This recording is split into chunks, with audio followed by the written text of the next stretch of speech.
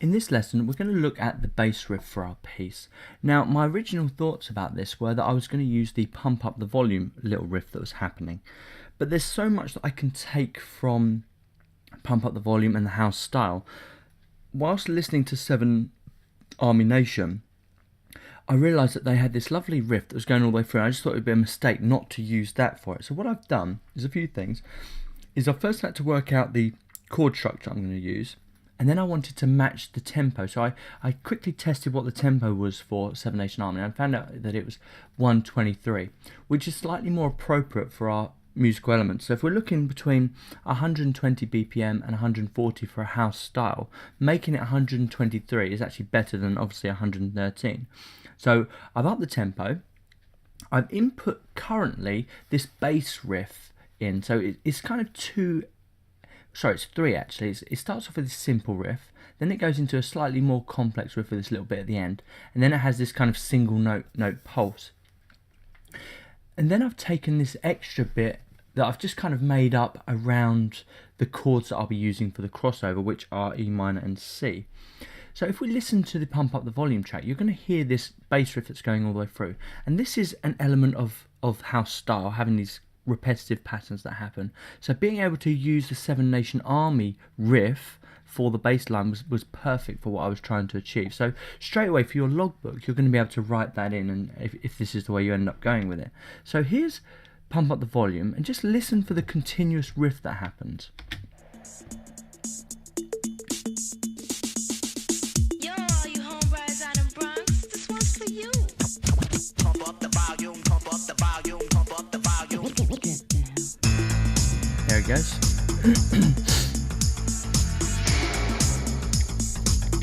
So you got this riff,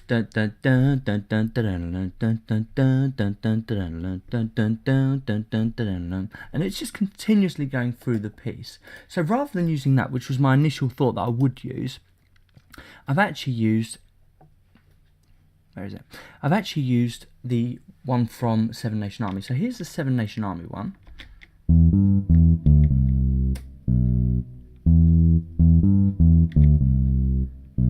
Okay, so that's the first riff, and you'll notice that I'm going to build up. Another interesting thing about this is the way that the drums come in. If you listen to the actual track Seven Nation Army, and I'll just bring up the first little bit for you. So listen to the first bit when the drums come in.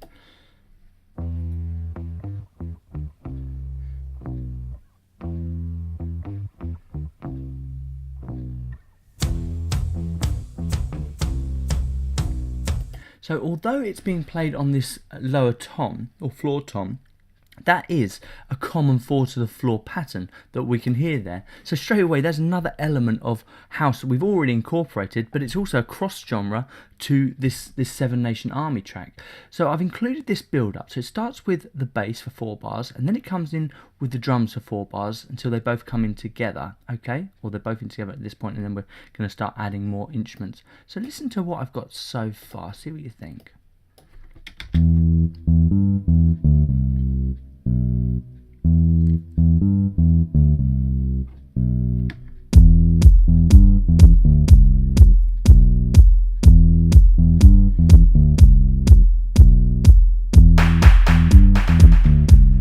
So straight away, the building up of the drums, you can hear that I've already taken 2 or 3 elements from the Seven Nation Army style that I can write about. So I can write about this build up, I can write about using a continuous riff that was from the song, and I can also talk about this 4-to-the-floor pattern that is both represented in house music and Seven Nation Army. So straight away, 3 really good points that we've made there. We've also changed the tempo so it fits with Seven Nation Army. It says 4 things that we can write about. The sound that I've used is more of a synth bass rather than a kind of clean electric guitar, which is what they've got in the song. So the actual sound that I've used is just this very, very simple bass. It's nothing to it really. Okay, and that comes straight from the preset. Nothing too complex there. Feel free, if you want to make it more of a muddy bass, that's absolutely fine. I've gone typically for this cleaner bass because I wanted to kind of keep those kind of styles. And I'm also looking at another song at the minute, which is this one here. Lovers on the Sun, which is a bit more of a cleaner track, and I'm kind of favouring that at the minute over Pump Up the Volume. So in the next lesson I will start adding some of those elements as well.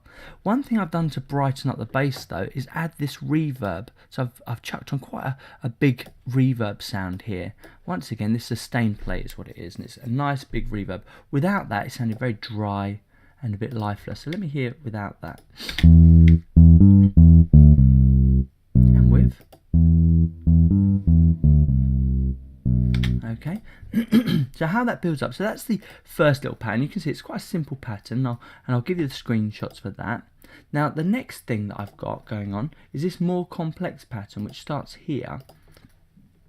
Let me just get to the right bit, and it's just where the end of the phrase just changes ever so slightly. So just listen to this.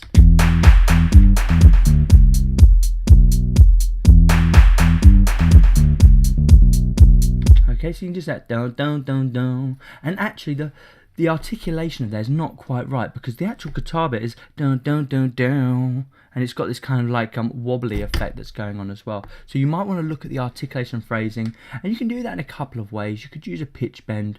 So rather than having two notes, you can or three notes, you can have it on one note and just use the pitch bend to kind of create that articulation and phrasing. The last little bit from the song then is this bit here, which is just a single note. Let me just move that along. Which is just a single note. So the chords that I'm going to use are going to be from the song, or basics from the song. So I'm using this G major chord followed by this A minor chord, okay? And it's very simple.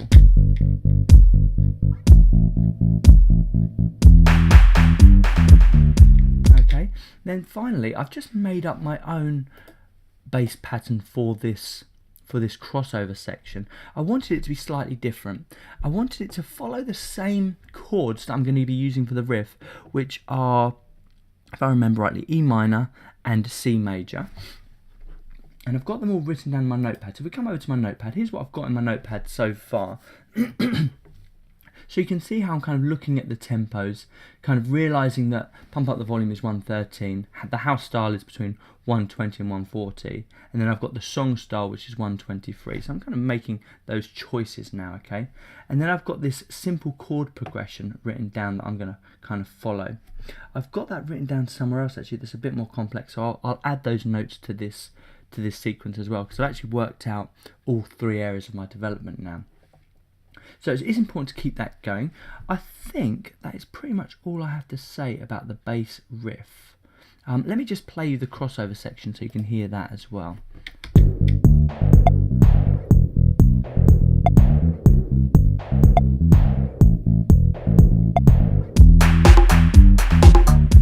Okay, and that's just taken away a little bit of the repetitiveness. One thing I might also do is drop some of these sections as well, because in both the song and the house style you have these breakdown sections which are really nice to kind of build up the tension a little bit. So when I'm looking at the arrangement of my piece, I'm probably going to come back to this and kind of edit the arrangement a little bit so it's not so repetitive. So maybe for one of these blocks up here, maybe this first block, rather than it go straight into the bass and the drums again, maybe just drop that and let the arrangement go in a different direction, okay?